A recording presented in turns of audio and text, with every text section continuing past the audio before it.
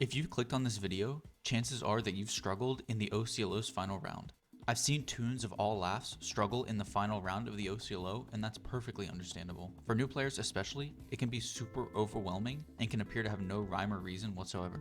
My goal is to compile all of the knowledge I've gained from fighting the C.L.O and use it to help anybody who may be struggling. Whether you're preparing for your first run or looking to sharpen your skills and finally finish that EXE suit, this guide will have something for you. I'm going to split this guide into 3 sections, which I've titled The Basics, General Tips for Survival, and the C.L.O's attacks. As a side note, there's currently no information on the Corporate Clash wiki about how much damage the C.L.O's attacks do, and I would consider it irresponsible to go into an C.L.O battle trying to get hit intentionally to find the numbers. Because of this, I'm going to try to avoid talking about any concrete damage numbers to avoid spreading misinformation anywhere in the video. Not to mention the point of the guide is to avoid getting hit. So with all that being said, let's start with basic information. Okay, so to start, I'd like to get into some things that you should know before you even go into the C.L.O. One of the most important things that you can do is have comfortable keybinds. You're going to be moving in all directions, sprinting, using sound evidence and taunting all simultaneously and pretty constantly, so you want to make sure you have keybinds that are in a spot that's not only comfortable for your hand, but also allows you to perform the actions without looking down. So that's something that you will probably come to develop with muscle memory. This regular C.L.O is an excellent place to do this because you're doing a lot of the same thing, it's just the difficulty is toned way down. But you can also practice outside of battles, especially with movement keys, and determine what feels most natural for you. So let's look at my keybinds, for example. So for movement, I use WSD, which is probably the standard for most everybody. Jump, I have on space because I would consider it to be the standard for jumping. It's also just comfortable to reach out with my thumb and press it because you will be jumping a lot with all of the stomps. Same with sprint, you will be sprinting a lot. So I have mine on E because I think it's nice to have them right next to each other. That way you don't have to worry about it. My fingers instinctively fall on W and E, so this is why I said it's a lot of muscle memory. You know, you can set it to really whatever you want. As long as it's something you're comfortable with and you don't have to be worrying about your keybinds, you'll probably be fine.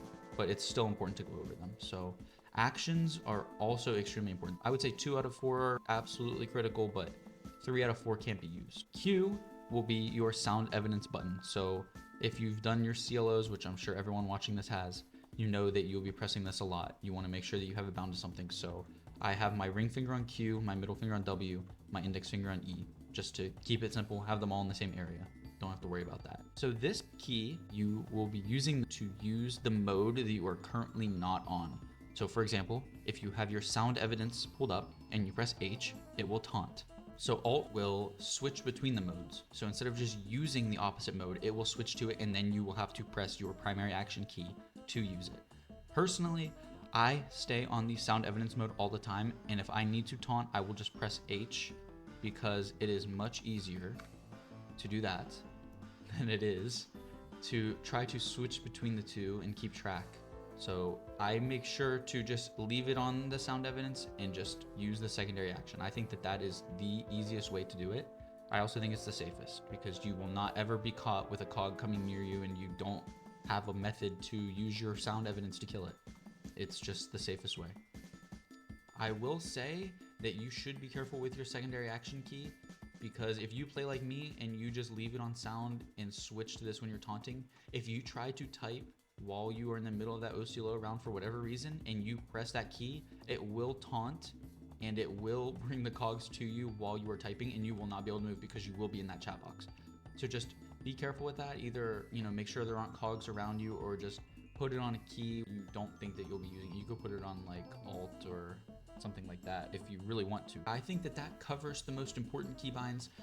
You can look at the rest of mine. I think that most of these are standard. Maybe I think that my opening the chat box and my toggle chat may be different, and my gags and task keys, these are definitely different, but these are up to personal preference. None of these will affect your performance in the C.L.O, I believe.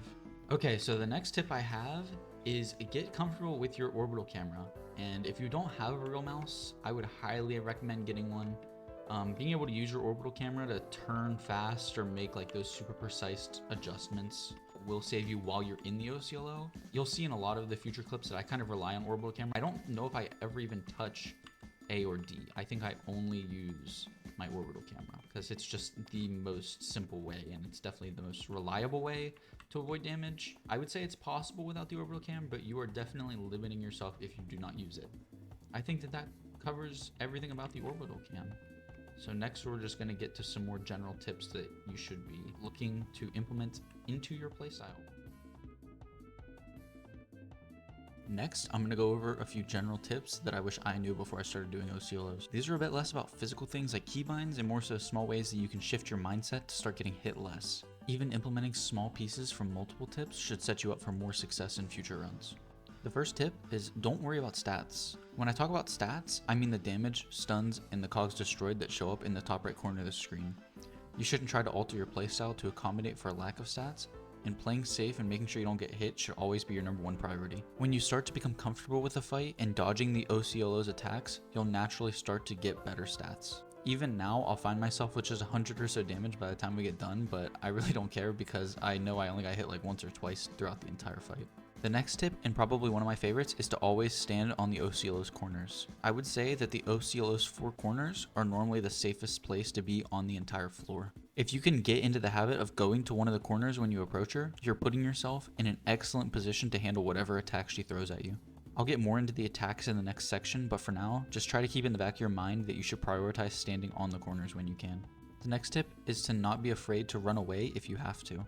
This may sound kind of obvious, but you would be surprised. It's better to run away to try and avoid an attack if you're not sure that you can dodge it, than to try to make some kind of fancy move and then run into something else that you can't see.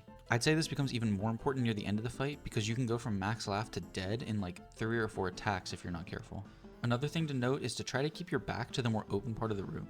This way you can run directly backwards and you don't have to worry about getting pinned between a wall and the OCLO if you need to dodge. When you pair this strategy with staying on the OCLO's corners, you unlock so many options for dodging attacks no matter what the situation is. Also, someone asked me to comment on the use of unites in this fight. I would say you can use them at your own discretion, but keep the cooldowns in mind. A 20% unite is a 60-second cooldown, a 30% is 90 seconds, and a 40% is 120 seconds. If you or others are getting hit a lot, it's probably more time efficient to use only 20s and 30s, that way you can get off a cooldown faster and use more of them. I also have a couple tips that are fairly niche, but may not be known by everybody watching. They're fairly straightforward, so I'm just going to quickly list them off. If the OCLO starts rolling but her top half isn't recoiling after she gets stunned, she's been hit enough and she's going to land on the trap whether you hit her more or not. I'm not sure if this is a bug, but it's really good to keep in mind because you can use this not only to save your sound evidence, but you can also use it to reposition where you may have had to go in a stickier situation to try to hit her and get her on the trap. If you taunt when you jump, it immediately puts you on the ground. This may not sound significant, but if she jumps and then you jump and taunt, it's going to put you on the ground, and more often than not, you're going to get hit by that attack. This is pretty rare, but it's definitely something that you want to keep in the back of your mind just in case. Okay, those are all of the general tips I have. Next, we're going to cover the OCLO's attacks, and I'm going to go from, in my opinion, the easiest to dodge to the hardest, and I'm also going to give tips on those attacks if I have them. Now it's time for the largest section of the video and most likely why you clicked on it to begin with.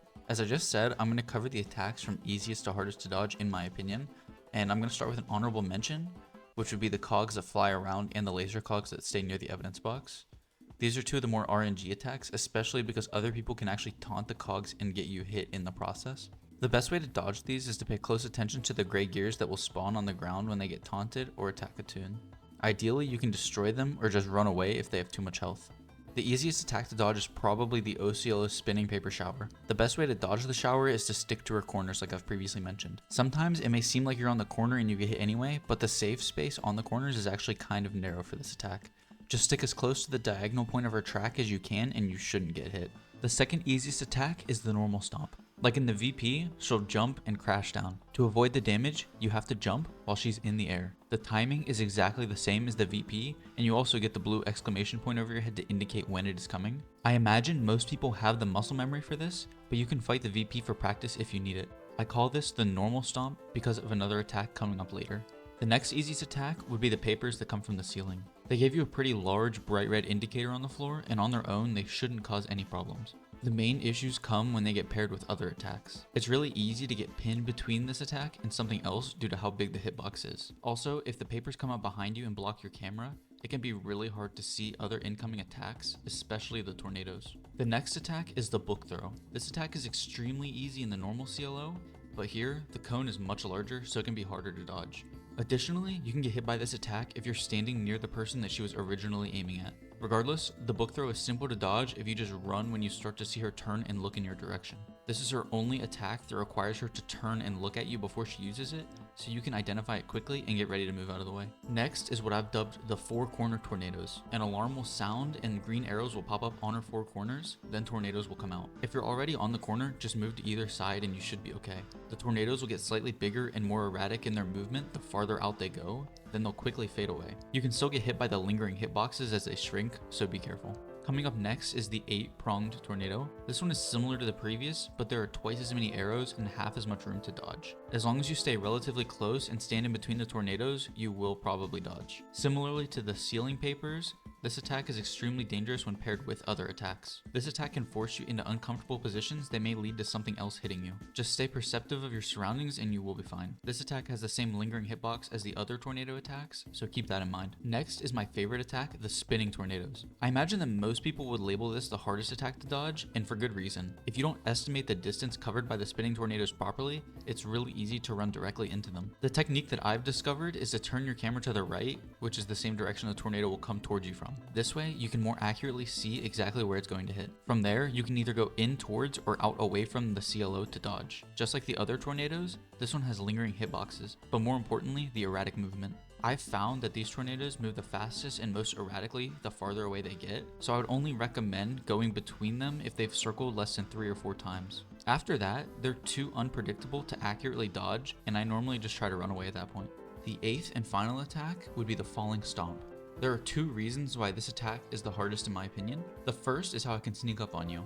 If you aren't aware that it's coming, you only have a second or 2 to react. Unless you're conditioned to the sound of the klaxon and know when to jump, it's very easy to get hit by it. Since this attack is guaranteed to come every few minutes, the damage can stack up quickly if you're unable to dodge consistently. Because the window for the falling stomp is so small, the best way to dodge it is to train yourself to instinctively jump at the proper spot in the klaxon. The most consistent point to avoid getting hit is right as it reaches its highest note. The closer you can get to the highest note without being late, the more likely you will be to dodge it. The easiest way to practice this is to start by watching someone else do it and anticipating the timing in your head. This could be watching a friend through Discord or watching someone on YouTube. But once you get into the OCLO, try to watch her fall so you don't get caught off guard with no time to think about the timing. Over time, you should start to become more consistent until it's muscle memory to jump appropriately when you hear the klaxon. Remember from the tips section that it's okay to run away from an attack if you have to. With that being said, it's still important to practice and build confidence so you don't have to run away. But especially early on, it's good to see the attacks and understand them before jumping headfirst into it. All of these attacks can be run away from except for the 2 stomps, which you have to dodge or tank. Now that I've covered her attacks, you should be well on your way to becoming a pro at the OCLO's final round. I do have a few more advanced tips that pertain directly to specific attacks, so I'm going to quickly cover those. When the C.L.O. is being knocked towards a trap, if you can recognize quickly that she's going to unstun before she makes it to the trap, you can taunt Cogs to approximately where she's going to unstun at. That way, the Cogs will already be there when she wakes up and you can instantly restun her. This is definitely something that will save you from headaches in the OCLO, and your team will definitely love you for doing it. If the C.L.O. calls out one of the 3 tornadoes or the green arrow attacks, they will come out no matter what. Even if you stun her, the tornadoes will still come out normally and you have to dodge them. I can't tell you how many times I've seen toons get the stun and completely forget that they still have to dodge the tornado. Everything about them is normal, especially the damage, so you definitely do not want to forget to get out of the way of them. The final tip is probably the most risky one because it involves purposely taking damage. It should only be used if you're extremely desperate and have no other options. You are able to run into the C.L.O. in order to take low damage and gain a few seconds of iframes. The only methods of taking intentional damage should be running into the C.L.O. or maybe running through a spotlight if you can. In my experience, these are the lowest forms of damage in the fight, and I don't even qualify them as true attacks for that reason. I should mention that this tip applies to any form of damage in the entire game, but I think it's most important to consider in the OCLO because you can take like 40 damage or more from a single attack, not to mention the sheer amount of attacks coming out constantly. It is something that requires good timing and game sense, so I wouldn't recommend practicing it when you're with a group of randoms. If you mistime it, you could die pretty quickly, so keep that in mind before you attempt it. With that, the video is done. I just wanted to say thank you to my club, The Order. It was very easy to get discouraged, and they were a huge source of motivation to continue working on this massive project, and they helped me see it through to the end. Shout out to my officers for helping run the club, and shout out to everyone in it who's helped it become the awesome club it is today. I hope you learned at least one, hopefully multiple new things from this video. If you have any questions, leave them in the comments and I'll do my best to answer them. Thank you very much for watching and good luck with your OCLOs.